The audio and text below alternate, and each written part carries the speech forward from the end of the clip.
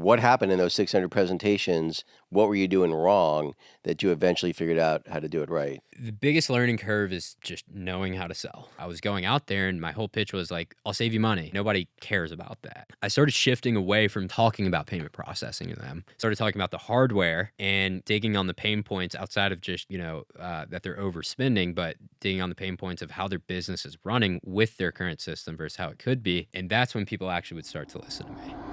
Imagine having direct access to someone who's navigated life's toughest terrains and come out stronger. Someone who's been there, done that, and can guide you with empathy, experience, and honesty. This isn't just advice. It's a lifeline, a strategy session, a chance to learn from my journey so you can accelerate yours. Without the ability to be self-aware and introspective, the ability for you to get to where you want to go, nearly impossible.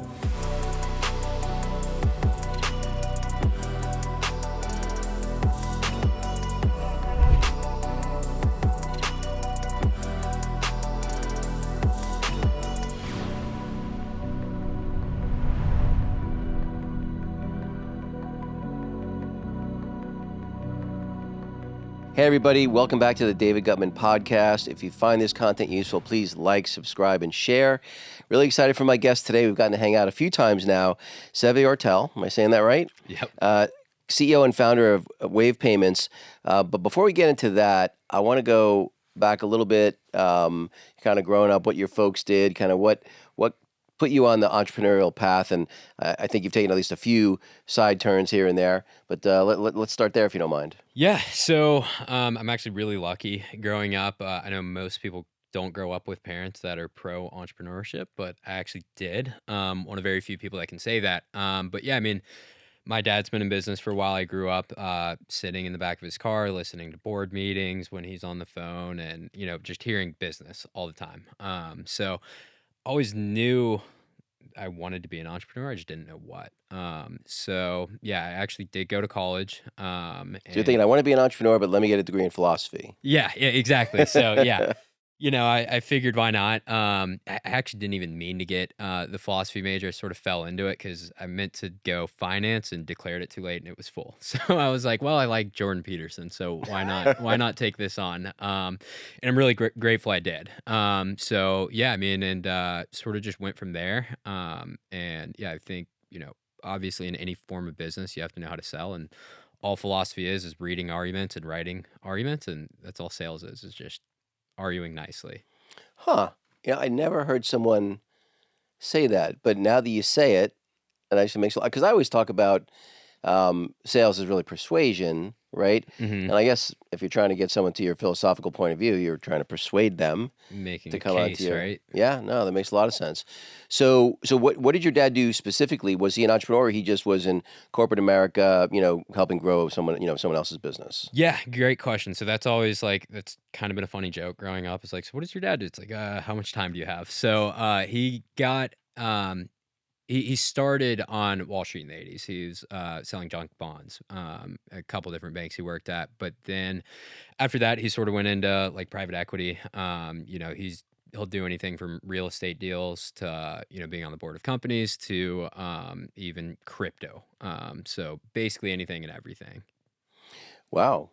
So have you ever like summer intern for your dad or worked for your dad, or has he ever been involved in anything you're doing? So he's always really been like a mentor for me, if you will, like someone I mean, most of everything I've learned business-wise has been directly from him. But one summer we did sort of try to do a little startup thing together. It didn't really work out. We both kind of got to the point where we're like, all right, let's just move on. But it was a company he was involved with that does biodegradable and like healthy for you, like disinfectant wipes, basically. So Okay. we're trying to launch that and get it into like hospitals to clean like their iPad screens and things like that. And, we kind of slow rolled it. We didn't really full blown prioritize it. So we ended up giving up on it. But in terms of like the only, thing that we like properly went after, I guess that would be it. But Right. outside of that, it's just been a lot of phone calls with him asking advice. And now, and growing up, did you play sports? In terms of and did you play team sports, individual sports, and what kind of impact, if any, did that have? Yep. Yeah. So I mean, in middle school, like I played football and lacrosse and all that, but the one like actual sport that I committed like 10 years to was wrestling. So wrestled for a while. My brother was a wrestler. He wrestled in college. He was much better than I was, but that definitely prepared me for entrepreneurship, right? It's the only sport that's around the clock. I mean, I know you're a wrestler, so you're cutting weight, you're staying on top of that. Practice sucks. It's a grueling sport, and it's the one of very few where you're on your own 2 feet against an opponent, right? So that definitely prepared me for it. It's funny because I always say that what I liked about wrestling, because I played a bunch of sports, but in wrestling, it's the only sport I can think of where if you gave me a kid in seventh grade and he wouldn't have to know anything about wrestling. It wouldn't matter whether he was tall or short, skinny or fat, fast or slow, dumb or smart. Wouldn't matter. If that kid did everything I told him to do, by the time he's a senior, he'll win 75% of his matches. I don't know any other sport like it. You play basketball, baseball, football. You have to have some amount of coordination, skill, size. In wrestling, you just need to put in the work. And it's kind of like life, which is you won't win all the time by showing up, but it sure helps. Yeah, absolutely. And to your point, it's a discipline sport, and if you're disciplined to keep drilling and drilling and drilling and drilling, get your technique to where it needs to be, it really strength is secondary to that. I mean, I've lost plenty of matches to people. That was my biggest strength is I was the strong one typically. So, yeah, I've lost plenty of matches to people that are just wiry little guys that just have great technique. Yeah, and balance. That's the other one, man. You wrestle a guy who's got better balance than you. It's hard to beat that guy. Yeah. Well, so and then where did the whole volunteer fireman thing come in? Like that when I was prepping for today, I was like, you and I have hung out a few times, and obviously we're in Croatia for a few days together, and I was just like, what? That never came up, or at least I didn't hear it come up anytime. Yeah. So, college I went to, Swanee, University of the South, tiny college, kind of middle of nowhere. My dad actually went there as well. But it's one of 2 colleges in the nation that has like a student volunteer department. So you try out your freshman year. If you make it, you're on the department for the rest of your time there. And so it is a commitment for sure. You're on call half the week. Like they take 6 people per year. And half your grade is always on call, and you have to be within 3 minutes of the station, have to be sober, of course. And yeah, it doesn't matter if you're in class taking an exam, like if a call comes in, you go out and you take the call. So yeah, it's a really cool special thing. And it is a volunteer department, of course, but we're pretty we do basically everything a professional department would do, going interior on fires, handling just about everything. Did your dad do that too? Like, what made you think? Yeah, I want to basically be on call 3 minutes, for the next 4 years. That sounds like Yeah, And really. by the way, it's not even paid, right? No, not at all. Okay. So, well, it's Swanee actually. First of all, let me step back a little bit. They, it's a little college in the middle of nowhere on a mountain. So we have a 90% Greek participation rate. So everyone's in fraternities, which I was as well. And yeah, it's very much so community based. And really, the thing that drew me to the fire department was more so the fact that it was just such a tight community of guys. And there was one girl on it at the time that I joined, but just such a good community of guys. They all live together. They do everything together, like the closest group on campus. And a lot of them were high school wrestlers. That sort of culture definitely lives through there. So that's really what drew me in. And I thought, it's not something I want to do for the rest of my life, but it's a cool thing to be a part of now and, actually learn some interesting skills too. So now you have to be 3 minutes away, 24/7, 365, or it's like there's two shifts where like part of the time it's your group and part of the time it's the other group. Are you really like? Is it really 24/7, 365? So yeah, obviously, none of us actually live at Swanee, right? So there are 2 sides to the volunteer department. There's the student side and then the community side, and it makes one full department, of course. So during Christmas break, summer break, those times of the year, the community side, people that actually live on campus and just live in Swanee, they take over. When we're there, yeah, you have to be on call half your time, basically. Oh, it's half So your time. yeah, Got so it. of your grade, half of you have to always be on Got call. it. Okay, so because I was going to say the staying completely sober part could be really tricky, but at least half the time you didn't have to be sober. Yep. We definitely take advantage of that too. And there are a couple nights a year where we're all off call together, and as you can imagine, we have Right. quite a lot of fun together. Got it. Wow. And so what would you say, before we get into the entrepreneurial stuff, what would be like the two or three biggest takeaways, lessons learned, coolest things that you learned from doing that for 4 years? Yeah, I mean, I was lucky enough to, almost like president of fraternity. I got to be like the student chief of the fire department. And I couldn't pinpoint like one specific lesson, but it taught me a lot about leadership and, that type of thing. It attracts a lot of very different personalities for sure. And we're all together. There's no getting out of it. Right. So learning how to operate in a group setting like that, when it comes to just operating together like emotionally, but also like actually operating on like a legitimate fire scene where there's a lot at stake. You pick up on a lot of, nuanced things of just how to communicate and actually how to work in an environment like that. But tough for me to pinpoint one specific thing other than just, What about like, what was the biggest fire, most dangerous thing you had to do in the 4 years? yeah. So I didn't go interior on it, but there was the biggest fire on Swanee Mountain ever took place while I was there. I'll have to show you pictures at some point, but it was funny enough, the smokehouse restaurant and hotel. It basically caught flames. It was massive. They ended up dispatching like 20 other departments around to come help with it, and it was horrendous. So that was definitely the biggest thing, and it's wild. I mean, like you're still a college student, and it's a lot of frat guy idiots, right? But we're also like able to drive like $1 million truck to a fire scene and get out and like actually, do something that matters. It's kind of wild. Because you hear this in like in the military, Navy SEALs and stuff like that, where if there's a person on your team where you don't trust them to be able to perform under pressure, I would imagine in the firehouse there'd be a similar kind of thing. Yeah, absolutely. So in order to even join, you have to try out. And like I think my year, 30 people showed up to the first day of tryouts, and then they have tryouts every Sunday where it's a class setting, and then you have a written test, physical test, and an interview where it's like a 6-on-1 interview. And Oh then wow. then the existing student fire department makes has to be a unanimous decision on who the next six are Oh going to wow. be. Yeah. Okay. But with that said, you know, everyone has different capabilities, right? Like, we're not gonna take on, obviously there's some females out there that are very physically fit, but not every female can, drag a 300-pound thing of hose, of course, right? So like Or carry a 280-pound guy out of a fire. Right. exactly, right? So that's one I guess if you were to pinpoint a lesson is like putting people in a position where they're gonna succeed, right? And actually dividing up tasks accordingly to where it's actually gonna work for people.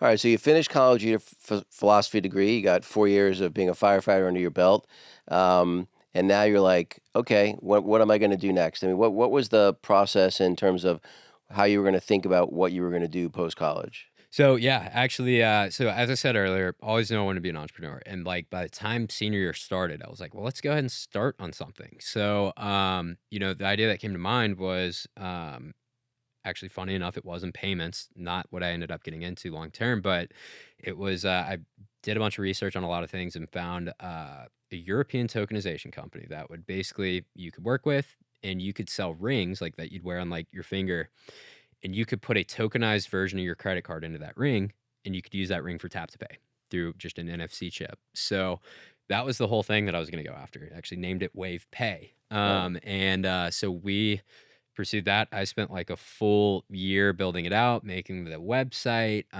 setting up, I was working with a European marketing company, European distributor. So like putting all the pieces together on that for about a year.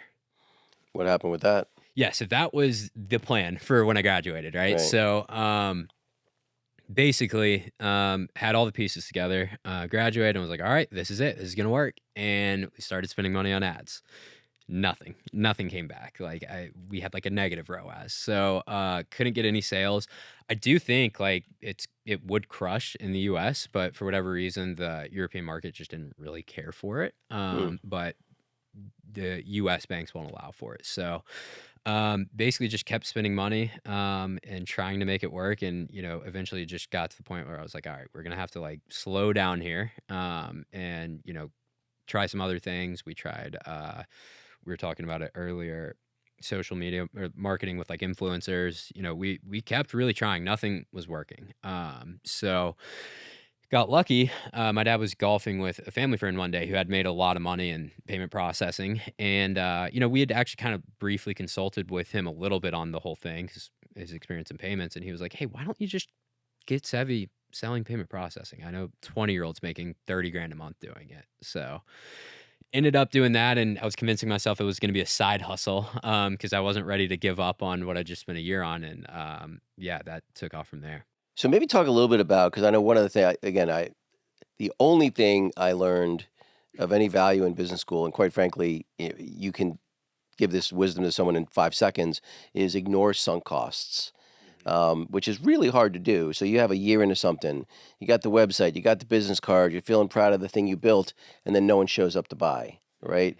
It's really hard to just be like, oh, I had that wrong, right? Yeah. Maybe talk a little bit about that process and kind of maybe what the 2 or 3 lessons you took away from that one. Yeah, so I don't even know that I fully accepted it yet. Like I still So you're have, saying we have a chance? yeah, I still have inventory sitting in my garage, and one day I'm gonna launch a credit card, and I'm gonna get those things out there one way or another. So maybe no lessons learned there. Yeah. Well, what I will say is a lesson I learned is, something my dad had told me growing up, and, something I just didn't put into practice, which is start small, grow big, start big, grow broke. And, I started by, building out the whole infrastructure, building out this nice e-commerce website, having a photographer come take pictures of the product, putting all these things into place when we didn't even know if we could sell them yet, or if we would get sales, right? So that is the biggest lesson that I learned. It was just like keep costs as low as possible in the beginning, and sure enough, I was able to keep my costs next to nothing when I launched the next thing that I did, and saw instant success with that and kept going. Yeah, it's funny. I have this girl, 18, whatever, starting this poster business that she's running for me, and I'm doing a little bit as an experiment and really mentoring her along the way. And it's a custom poster business, and I was, and I was trying to coach her on it. I said, because I'm always like, my version of what your dad said is find a way to brute force the business as much as humanly possible to keep your costs low. And not only that, but to figure out whether there's a product market fit or not. Yeah. Right. And so I was like, look, I said, Anna, what we need customers. I don't even care about the revenue. We need customers who we can get feedback from, and we need data. I said, so let's say that instead of doing pure, AI customized posters, instead you created a catalog of 200 posters. Okay, and next to each of those, and you had them into 5 or 6 categories, sports, outdoors, whatever. And next to those buttons, you had a button that said customize. And let's say that the button didn't even work. Okay, just knowing how many people click on the customize button, because if it's 5% of people click on it, I have a very different opinion about it than if 80% of people click on it. Yeah. Right. I said, so let's get a product out there. Let's get data. Let's get customers, and find a way to brute force whenever possible. Brute force as much as you possibly can. And then not only that, but it also helps you figure out where the bottlenecks are when you do that, when you brute force things. You're like, okay, this is really a pain in the ass. And if I could automate this piece of the process, it would save me 70% of the time. That's worth doing. This other one, not that much time. Yeah, I'll get to automating it eventually, but in the short term, it's probably fine. So anyway, well, so now you get into the payment processing business. Talk a little bit about that. And was that something, because you were basically just reselling someone else's payment processing, or how did that go? So that's actually how the industry works, right? We're now a sales organization, we're nothing but a reseller for a processor. Got it. The example I always use is like insurance. If you're an insurance brokerage, you're not actually the insurance company, you're selling on behalf of the insurance, right? So yeah, the way that works is that family friend, they had a sales organization, still do, but their model is a little different. They only work with W-2 employees that they set up on salary, and they give them a little bit of commission, but I obviously wanted to be independent, right? So I got set up as one of their like only independent sales agents. So 1099, make your own hours, do whatever you want. And Luckily, I got to tag along with their new batch of W-2s to go to their training. So I went to a 5-day training in Boston, saw it. Really, really good instructor. At this point, I'd never done any sales. And that instructor is a just awesome old school sales guy, had made millions in payments and really sort of like opened my eyes towards like what sales is. And I fell in love with it. He was quoting what is it, Boiler Room during the training. I was like, okay, this is awesome. Watched Boiler Room, fell in love. So yeah, I did that 5-day training. I was like, this is awesome. I'm gonna crush it. I'm gonna make a bunch of money. And I go out there, start talking with business owners, and I eat it. I just get turned down no every single time. So I think in looking back, I went to about 600 businesses, like 20 a day, 6 weeks in a row, Monday through Friday. You were And literally pitching. oh yeah, yeah. So obviously the Wow. whole thing is you go in there and say, hey, my name's Seve Ortale. I work with Clover, whatever system. We can eliminate your processing fees. We can save you money here. I notice that you have this pain point. We can fix that by this, blah, blah, blah. So yeah, I did that 600 businesses in a row. I couldn't even get to the point where I was pitching. It was just not interested. Get out, get out, get out, get out. And yeah, slowly I sort of started piecing it together after that, landed my first deal. And yeah, in October of, I want to say 2023, I saw my first residual check, which was, I think $355 and like 83 cents or something. And I actually just donated it. I was like, okay. And yeah, just scaled it from there. And it's been a process for sure. So what happened in those 600 presentations? What were you doing wrong that you eventually figured out how to do it right? Yeah. The biggest learning curve is just knowing how to sell. And I didn't, the only formal training I had was that like 5-day class. And beyond that, like I just had to sort of rely on the feedback loops I was getting like in the field. And I was going out there and my whole pitch was like, I'll save you money. I'll save you money. And nobody cares about that. And so I quickly started to realize that they don't care about the savings. Anybody can come in here and say that they're going to save the money. They really care about the equipment though, and the way it actually runs. And, like a restaurant, for instance, depends on their POS system for a lot of things, with having their employees clock in and clock out. Online ordering can run through it. In fact, you can get apps on your POS system that pay your sales tax and file it for you. So I started shifting away from even talking about payment processing to them. Started talking about the hardware and, digging on the pain points outside of just, that they're overspending, but digging on the pain points of how their business is running with their current system versus how it could be. And that's when people actually would start to listen to me. Got it. So being more consultative, right? You do have to be a little bit cutthroat for sure, because it is outbound sales and it's a tough thing to sell, especially early on. But yeah, just pitching beyond just like the transactional side of like, you're spending this much, I'll save you this much. Right. Well, I remember seeing some of the stuff. I'm not sure if it came from another podcast that you did, where you were talking about residual income and your opinion about residual income. And well, maybe talk a little bit about that. So my opinion about residual, just I guess which part of Well, it? what I'd read was that that a lot of the stuff that's out there is bullshit, right? Yeah. Okay, absolutely. Yeah. I mean, most options for passive income or residual income is bullshit. If you go and get rental properties, like who's going to get the phone call when a pipe burst, or you're going to be constantly dealing with tenants moving in or moving out, getting cleans for that and repairs and maintenance. If you get an ATM, even you got to go service that every week almost. You got to show up with a duffel bag of cash and a pistol on your hip so you don't get robbed to swap it out. Outside of that, like vending machines as well, same thing there. So all these options, you can make passive-ish income from it, but you're still really tied down to it. And that's really the big thing that separates payment processing is it's all digital. You don't have to go and, refill the, cash every month or anything like that. It's going to pay you whether you ever talk to that merchant again or not, as long as they are taking payments. So how big is your organization now? Do you have 1099 sales team that is basically the ones that are doing the heavy lifting, or what's your team look like now? Yeah, so it's sort of shifted for me, right? So I'm obviously no longer hitting the doors anymore personally. I still sign deals when they come in just from referrals in my network. But what we've shifted towards now is we're actually two things now. So we are a training program and we are a sales organization. So the way that works is people join for the training, and it's like a coaching consulting program, of course, and we teach them how to do everything A to Z. And it's everything I wish I knew when I got started and everything I needed to know to build my book to where it is, and effectively just shortens the learning curve for them. And then, because they invested on that side to actually get the training, we can offer them a much, much better deal on the processing side, like double industry standard for the level of support that we give. So they can make a lot more money. And then, yeah, they submit deals to waive payments. Got it. So basically, they take your course, and then you get to cherry pick basically who you want to have.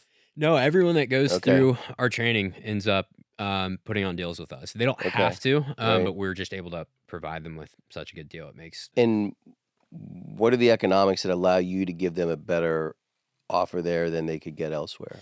Yeah, so basically for the level of support that we give, our agents always have 24/7, 365 access to a manager to call up live to have them close their deal for them. And that doesn't change their commission at all. They also don't have to deal with any of the headaches that I was struggling with early on when I started getting deals, which is equipment deployment, risk underwriting, and having to go back and forth with that. And we handle all the back end for them basically. We also have like 7 or 8 different places we're putting deals that they're just plugging right into our infrastructure for. So but the way our model is set up is because there's an investment to work with us, that allows us to give them all the time, effort, energy, resources, everything that they're gonna need to be successful, and then we don't have to give them a bad deal on the processing to make our like, more money there to make it, justifiable to give them that level of support. So traditionally with the model that we have, if you were to go elsewhere, you're probably only going to get 25% residual.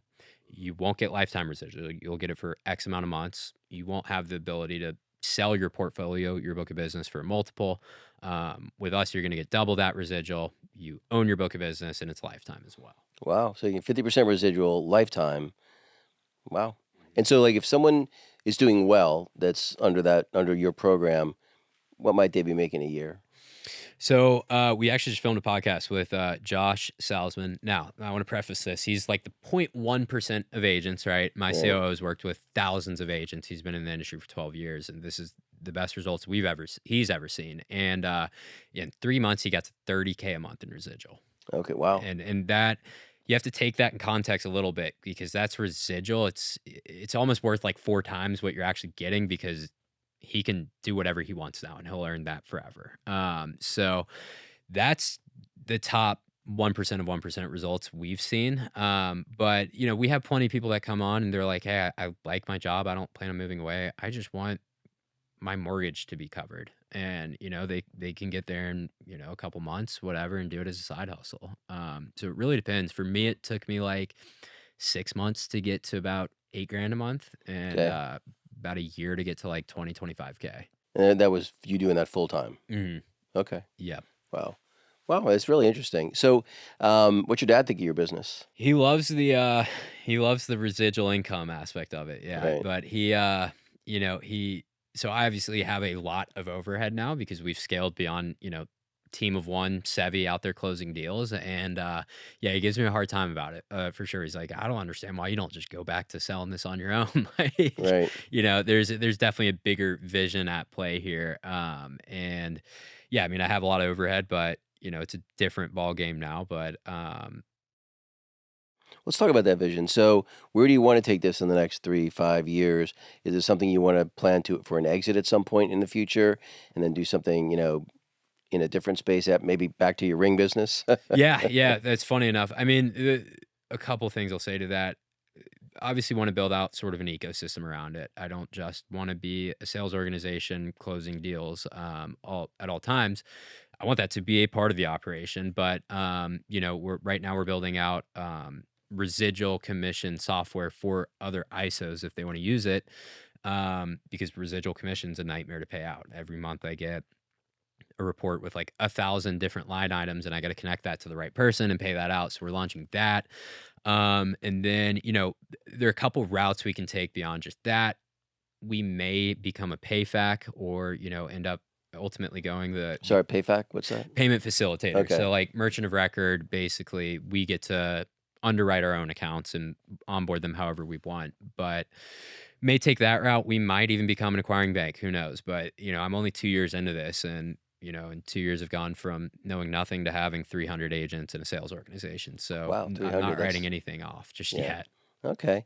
Well, so now I got to meet your lovely fiance out in Croatia, and now she's coming on to join the business. Maybe talk a little bit about that and that journey. Yeah. So I always say college, at least as far as business goes, was definitely a waste of time. She likes to kick me about that because that's where I met her. But yeah, I mean, getting to the point now where, I can't be the only one that has my finger on the money button and paying out commissions and, everything like that. And been looking for a CFO for a minute and, just kind of trying to time it correctly. And, we were talking about it. I was talking about it with my COO, and he was like, "Didn't you say your fiance is a finance manager?" I was like, "Oh, wait, that's a good point," because she's already kind of like looking at other jobs, wanting to leave where she's at. So that was a hell of a sales pitch that one took. Still surprised I got it through, but yeah, she'll be starting Monday. So This coming Monday. Yep. Wow. Yeah, it's funny. My first wife was an accountant, and she kind of came on to be my CFO when I was running a call center business. Not why the marriage didn't work. Yeah, she was actually good at her job, not so great as a wife. But anyway, how do you? I mean, obviously, I'm sure you guys had conversations about what it's going to be like working together. Mhm. I would imagine you're feeling optimistic about it, or you wouldn't have pulled the trigger. Yeah, absolutely. And that's the knee-jerk reaction, right? Like when I told my parents, just talk to them about it, they were like, "Whoa, are you sure you want to do this?" Right? And it's not something we're going into lightly. We're being very intentional about it. And what we're doing is, all right, we're going to do a 6-week trial period. If either one of us thinks it's not the right move, then we're going to just end it there. No hard feelings at all. Yeah. And so that's sort of where we're at with that. But yeah, I mean, it took some selling on my end to sort of, show her it. But I think what really brought her to coming around to it was the fact that, this is going to be probably one of the most fun periods of our life. We're both going to have an equal level of freedom, as in she's not in a 9 to 5 anymore that she has to request off of or do anything. I mean, we'll have a level of freedom. We don't have kids, so we can kind of do whatever we want.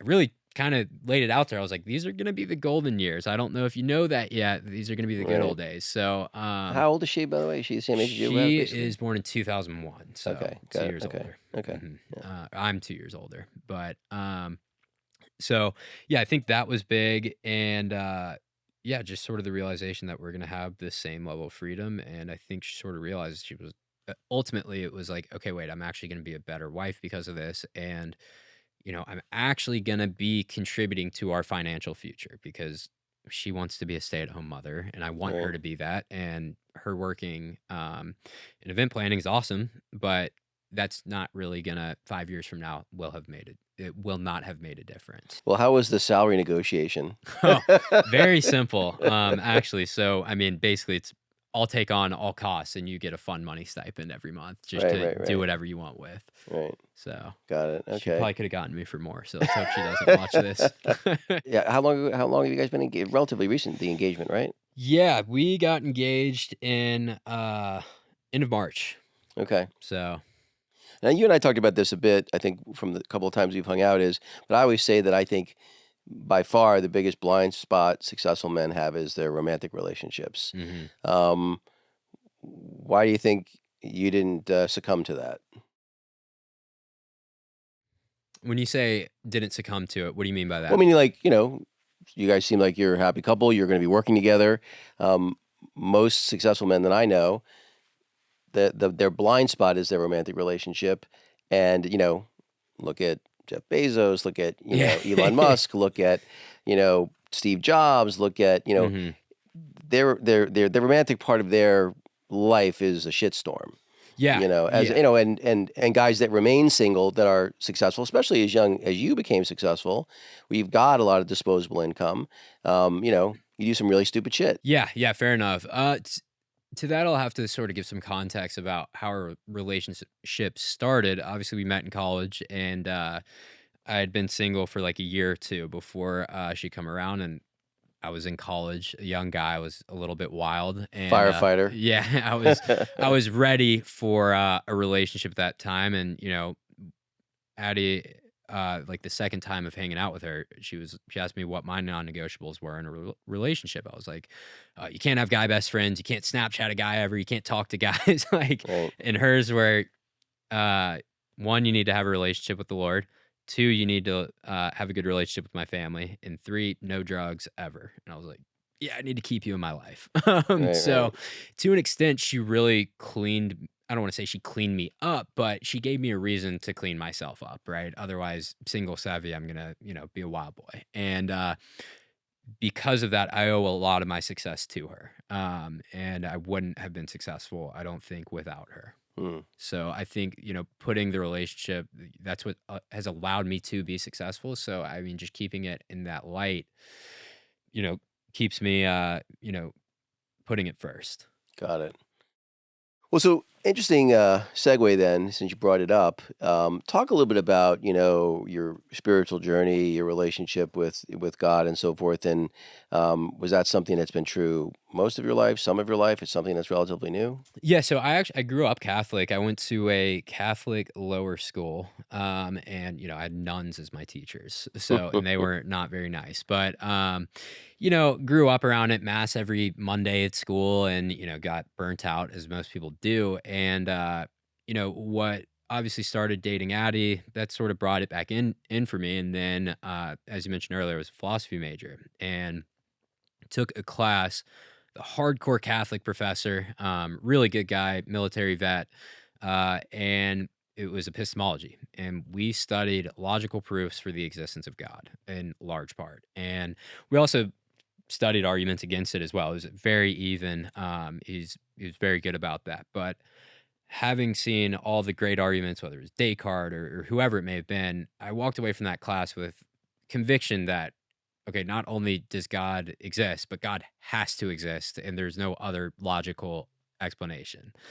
And I think it was that in conjunction with, Addie and I's new relationship that sort of led me back, if you will. And then kind of getting interested again and really reading up on it. And, we had an interesting discussion in Croatia.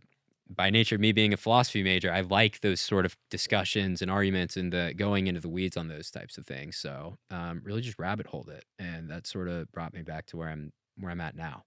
Well, so because I do make a significant differentiation between being spiritual and even being religious, and sort of belonging to say to a particular church, with a Hmm. particular pastor or whatever it might be. So how do you go? In fact, one of my friends back in who I think I joked with you guys about this in Croatia, which is life keeps putting religious person after religious person in my path to the point of almost absurdity. One of my good friends back in Scottsdale, him and his fiance, he just recently got engaged. They're church shopping. Hmm.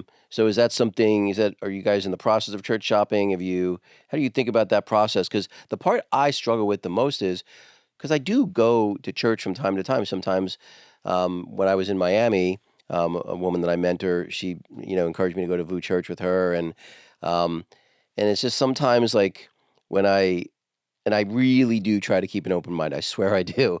But like when they say really stupid shit, like it's just hard sometimes. I agree. So how do you find, someone where you're like, I really like the community. I like maybe because there's not enough humility, I guess, is the way I feel. To me, one of the juxtapositions that I struggle with is how do you balance what I perceive as them being certain and also wanting to be humble, because I feel like it's hard to put those two together. Yeah. To your point though about kind of struggling with finding a church. Like for me, I don't like singing. I don't like dancing. Like I don't like that. So that's Give me an amen. yeah, exactly. Like so yeah, I mean the pastor that's actually marrying Addie and I is from her hometown from Cookville. He's love their church. He's one of those pastors that will say very unpopular things, at least in today's culture. Right. And he's probably been canceled 100 times, right?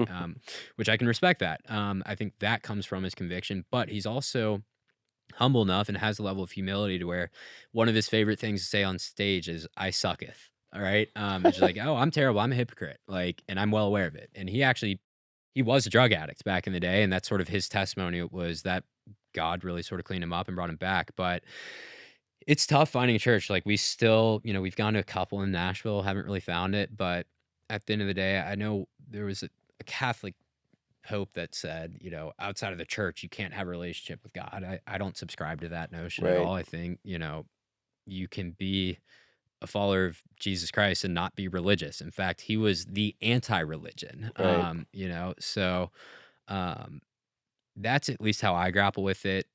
Still finding a church because the community aspect is really important, but haven't found it yet. Yeah. So now, like I think, and you and I talked about this too, which is my experience is that the best relationships I've seen is when they're working together in a business and building something together, which is what you guys are doing now. And the other thing I've seen is more the structure I have, where the woman is more of a force multiplier for the guy. Mhm. And so I couldn't encourage you more than to put off the children. Though having children can be great, comes at but it comes at a really steep price. And I think that couples don't give themselves enough time to be couples sometimes. And I think that if you don't do that, it makes it hard to figure that out later. And want to make my money first too. Yeah. Yeah. Yeah. So definitely using that time to really build a, large business and enjoy our time together while we can. We'll still enjoy our time together, once we have kids, but it's different. Of course, right? We are then second when we have kids. So being selfish for the time that we have now is definitely the plan. Yeah. What about how far down the rabbit hole have you gone with AI, and how do you see AI affecting your business and some of the things that because I got to be honest, like not only am I using AI professionally, but I'm using it a lot personally. I mean, I basically used it I don't know if I told you this, but yeah, so my daughter has now agreed to do therapy with me. Mhm. In large part because AI helped me persuade her. That's hilarious. So for payments, I don't see AI being huge and revolutionary. At least no more so than just a typical business, right? I think there's some application for chargeback management, maybe underwriting as well. But in terms of like wiping the industry, I don't see that happening. I use it personally all the time. Decision making, research, with a grain of salt, of course, always. But really, this sort of like AI for our industry is really going to be crypto. That's Right. like the big thing that the big next wave that everyone's sort of figuring out how to manage that. Those are the two big disruptors as I see it, which is AI and crypto. So let's talk a little bit about crypto. Obviously, that's something I've gone down the rabbit hole. I've been in Bitcoin at least since 2015, but crypto just to me makes so much sense. Maybe talk about how crypto is going to affect your space and not just but where you think Bitcoin and some of the other blue chip cryptos are going to be going here in the next 5 to 10 years. Yeah, so a lot of people I've talked to are, they don't want to become a sales agent for payment processing because, oh, crypto is going to change the whole thing. And crypto is going to change it. If there's one thing that's constant in payments, it is change at all times. It is a very fast paced, adaptive industry. But the powers that be that Visa, MasterCard, Amex, Discover, they're not going to loosen their grip on making money. They're going to adopt crypto, make it mainstream, and make money off of it. So it's one of those things. The more things change, the more they stay the same. If anything, I just see massive opportunity specifically for the use case of like international payments, if you will, right? That crypto allows you to have international transactions like that. That is, I've heard a lot of things of startups right now working on that, and sort of how to integrate those two things together to make international payments happen. What do you think will be the thing that will create that watershed moment where the processors will have no choice but to embrace crypto or tokenization in a way that will allow for international payments to and other things to happen? Because to me, like you look at because the other big issue when you're doing international stuff is, you're getting murdered on foreign exchange fees, Hmm. right? But if you have a base layer of crypto, you can get around a lot of that. Yeah, I don't know what it's going to be that changes it, but I think again, the powers that be, Visa, MasterCard, Amex, Discover, the card issuers, I think they're going to be the ones to control the pace, because nothing's going to move without them. So I think as soon as they're ready for it, I think other people are going to take advantage of that. I'm sure there are going to be other things that happen between now and that taking place, but I don't think to a massive, massive scale. Sure. I think that is really going to be what causes the mass adoption of it, if you will. But I don't know what that will look like just yet. I think it's going to take some startups sort of disrupting things, and then they'll catch on eventually. But yeah, that's sort of not a great answer there, but That's okay. it's hard for me to tell. How do the startups because that's often the thing that happens, right? So take a look at something like Uber. They come in and they disrupt, the normal taxi, services, and they do everything humanly possible. Same thing you're saying about MasterCard, Visa, although they have a much more vice-like grip, I would agree. They went kicking, the taxi services went kicking and screaming. Yeah. They did not go gently into the good night and say, Uber, yeah, take a big piece of our business, no problem. But they took more of a, hey, let's get forgiveness instead of permission kind of approach. Do you think that there'll be a startup in this space that might accelerate things? Or you think, the big guys just have too much control. A startup's not going to be able to move the needle enough that they're going to be able to change behavior? I think both things can be true. I think the big guys have a lot of control, and I think startups actually can affect that. In fact, the big guys will probably just acquire that startup, right? If you really like break down like the anatomy, if you will, of just a single card transaction, like it's kind of crazy the level of how many steps take place in like a second. And it's you do that, the processor sends that to the acquiring bank sends an inquiry to the issuing bank, they send that back through the card network, then the processor approves the transaction, and then they send the money to the acquiring bank, then the acquiring bank drops out in the merchant account the next day. Wow. It's like, that's a whoa, lot. Okay. And my COO and I have talked about that, and I went into the weeds there to say, dude, why is this so inefficient? It could be so much easier. It could just be done. Yeah. And we just came to the conclusion that it's that way for a reason. Everyone's making money at every step of the way here. Yeah. And yeah, it's a bit of a cartel. But isn't that the thing about crypto?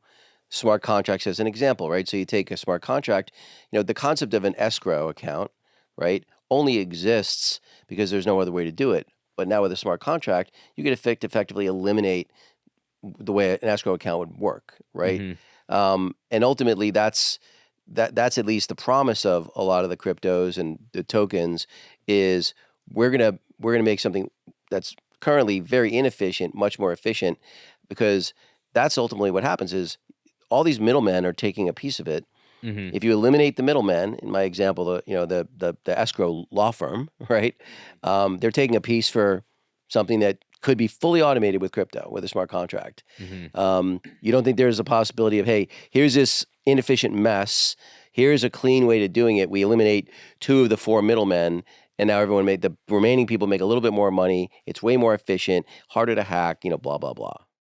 Yeah, if I'm going to be conspiratorial about it, yeah, the free market would definitely solve for that, right? But, are we going to accept that Visa doesn't have political power? We don't live in a free market. We live in crony capitalism. That's where we live. Yeah. If we were to accept that Visa didn't have political power or whatever, and to each their own, good for them. I wish I had that. Right.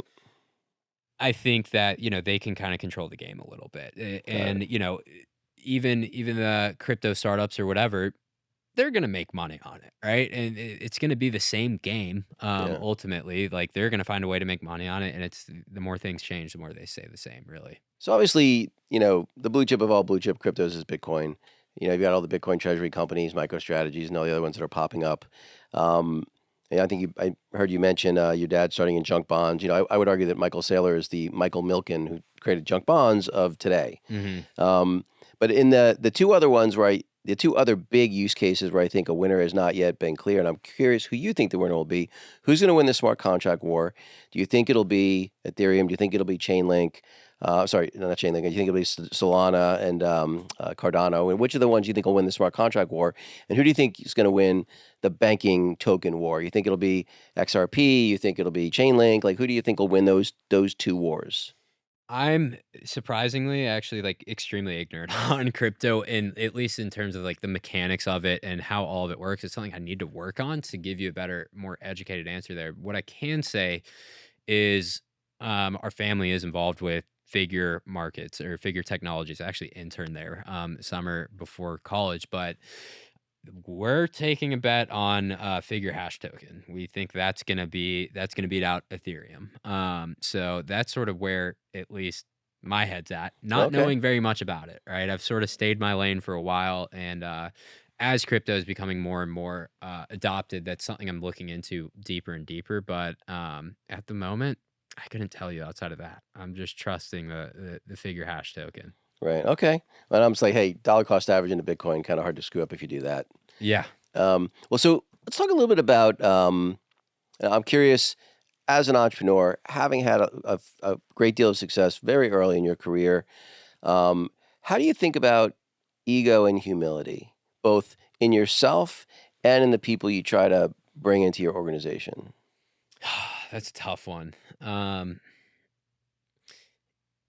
Ego can definitely cause a fall, if you will, if you wanted to be biblical about the answer there. But in a sense, I see a lot of utility in ego, to an extent, right? There's a healthy amount of ego, right? Some of the best athletes you'll ever meet, they have a huge ego, and that's because they won't accept anything but the best for themselves, and they have to uphold that vision of greatness for themselves. And when they're not meeting that, they're not happy, right? So I see the utility of ego there, but also that has to be balanced out by a level of humility that I don't know everything. I need to listen. I need to learn. And in a perverse way, if you have an ego that is, I need to know everything and I know nothing, and that makes me unhappy, then that's a super healthy thing, and that's a great balance. But they can be a tough thing to balance. But yeah, some of the best salesmen I've ever met have massive egos, right? I don't know if that's chicken or the egg. I don't know which one of those comes first, but I do think there's a lot of utility in it. Interesting. Is humility something? Because I would say that as I've matured in my career, the two characteristics that I was unaware of that probably should have been a bigger part of my selection criteria when I was adding people to my team, and even picking companies to invest in. Because at the end of the day, you mostly invest in the CEO.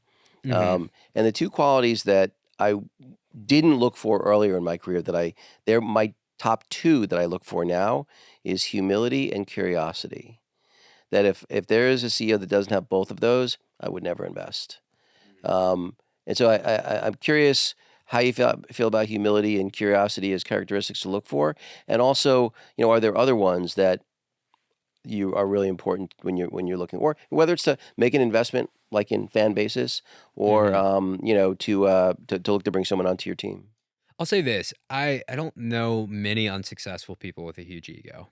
And I know a lot of successful people with a huge ego. Now, it's not to say I don't know successful people that are that have humility, but yeah, for me, I like to look at track record and willingness to learn, and more so than anything, even humility for me is just like grit and persistence. Like business isn't always fun. In fact, if you're having fun, you're probably doing it wrong a lot of the Right. time. So I think that is the biggest thing, and I think in order to have that, you have to be grounded somewhere in yourself. And if it's some grandiose picture of yourself, that's probably not gonna last long and actually allow you to persist when things get tough, right? But I think and again, I don't know if that's chicken or the egg there, but I think having that level of persistence forces you to have a level of humility, right? When I went to 600 businesses in a row and got shot down every single That had to time, be humbling. that was humbling. Yeah, Right. absolutely. But there was also like a voice in my head saying, "No, I'm the absolute best. I'm the best salesman that there's ever been. I can absolutely do this." And maybe that's delusional. Maybe that's why I ended up being successful despite that. I don't know. So I'm Mm. I'm kind of conflicted there. I couldn't tell you. Well, my 2 cents is because I think you can have a very I'll call it a strong ego versus a big ego, and also be very humble. In fact, I think that's the best combination, that your ego is a tool. It drives you, it motivates you, and that comes from confidence and experience. Like, I know I'm good at this. I'm not getting success, so there must be some information I'm lacking, right? So that's humility and ego simultaneously. Humility to be like, I don't have all the answers. I clearly am missing something. I got 600 no's in a row. I'm clearly missing something, but I also know I'm not a bad salesperson. In fact, I think I'm damn good. So I'm missing some information, and that humility will allow me to find that information. What I see about someone like a Jordan Peterson, a Sam Harris, a Ben Shapiro, who intellectually I think are brilliant human beings, way smarter than I could ever hope to be, but they are emotionally invested in being right. That is part of their brand, right? To having all the answers, to being the smartest person in the room. And that, I think, that level of ego, I think, is really dangerous, because I think it makes it much harder to take in information. Well, couldn't one argue that being emotionally invested in being right forces you to take on as much information, do as much research as possible so that you can be grounded in the fact that you're right? I think it's more likely to lend to confirmation bias. That's my Fair enough. experience. My Fair enough. experience is that, because again, it's like if like the conversation we were having in Croatia about religion, right? It's like, if you're not open to having a conversation, you're not confident in your position. Yeah. Right? It's like, so if I've done all the work, I've done the to the example you just gave, I've done all the analysis, I've turned over every stone that to the best of my ability, and I have a very, very strong position, very strong opinion, but it's loosely held. Meaning, I think, if I remain humble when I'm presented with new information. So the silly example I gave in Croatia is, if I hear a voice come from the sky, I'm going to part the Atlantic Ocean tomorrow at 5, and the Atlantic Ocean parts at 5 tomorrow. I'm completely convinced. I have some new information. You don't need to convince me anymore. So it's like, you have to have that humility that, hey, if I get new information, I'm okay shifting my very strong position that was loosely held. Mm-hmm. Mm-hmm. Yeah, I'd agree. I think that it has to be in pursuit of truth, whatever it is. I think that's the only There you deciding go. factor is you genuinely have to care about the truth. And some people care more about being right than caring about the truth. That's exactly the point. I mean, and again, like when I see take someone like a Sam Harris, brilliant guy. Okay, you don't have to get the full word Trump out of your mouth. Just get "truh" out Yeah. of your mouth, and he's already lost it. Yeah. Yeah. So it's like, he's not seeking truth, Mhm.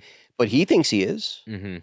Right. And that's, I guess, where I think people, well, actually, it's a good segue to, how do you, who is your, circle of people that help keep you grounded, objective? I got to believe it's probably your fiance, probably your dad, but I don't know, like, who are your go-to people that, they might be nice about it, maybe they won't be nice about it, but they're always going to tell you the truth, even if it's something you don't want to hear. Yeah. My whole team. So, I mean, but mainly when I say that, for the training organization, the sales marketing, I have COO Darren. And on the wave payment side of things, I've Pete, my COO. And like pretty much every decision I make on either side, I consult with them. And they're both very, very accomplished salespeople. And, salespeople have a tendency to be blunt and, feel very strongly about their position, right? So having like I don't want to say an argument, but almost like a debate almost every time a decision's being made, and one that I chose to have, that really kind of keeps me grounded. They're not people that are afraid to tell me they think differently, right? So that definitely keeps me grounded. My fiance as well, and then of course my dad. And it's just a game for me of like taking into consideration thoughts here, what they think, all the context that I have, and going from there. I will say, that means you have to create an environment that allows them to speak their mind, Mm-hmm. which, a lot of CEOs don't do that, Mm-hmm. unfortunately. So as we look to wrap up here, and by the way, I really appreciate you taking the time to do this, Seve. Of course. Thanks for having me on. Let's talk a little bit about, like, how far into the future do you think? You're still so young, you're still so early in your career. Are you just like, you know what? I'm looking at the next 18 to 36 months, and after that, like a whole bunch of stuff's going to change. I'll worry about that then. Or do you have a 5-year plan, a 10-year plan, a 25-year plan? Because 25-year plan, 25 years from now, you'll still be younger than me. It's funny you ask that. Yeah, I mean, I have friends that have a 20-year plan written out. Like one of them comes to mind. He made me sign an NDA before you would tell me. That's funny. And I'm actually watching him like go along each each part of it. It's kind of cool to watch it, but that is not me. That will never be me. In business sense, I'm by the seat of my pants. So the again, I started 2 years ago as an agent. Yeah. I didn't know what the hell I was doing when I got out there. And did I think that like 2 years later, 24 months later, I'd have a sales organization with 300 agents? Absolutely not. So I don't know. I think of myself as more opportunistic than I think like long-term calculated, if you will. I just find a good opportunity and then I'll ride it till the wheels fall off. Like, I started as an agent. I don't know. We might become an acquiring bank one day. Who knows? So, Well, and you're still going to eventually get that ring business off the ground. yep. And that'll be part of the credit cards that we issue. Absolutely. Well, so Seve, where can people find you and what you're up to? Yeah. So my Instagram is Seve_Ortale. That's SEVEORTALE. Oh, whoops. I messed that up. Hold up. My Instagram is Seve_Ortale_. That's SEVEORTALE. And you can find me on YouTube and TikTok as well with the same username. Seve, thanks for making the time. Thanks for having me.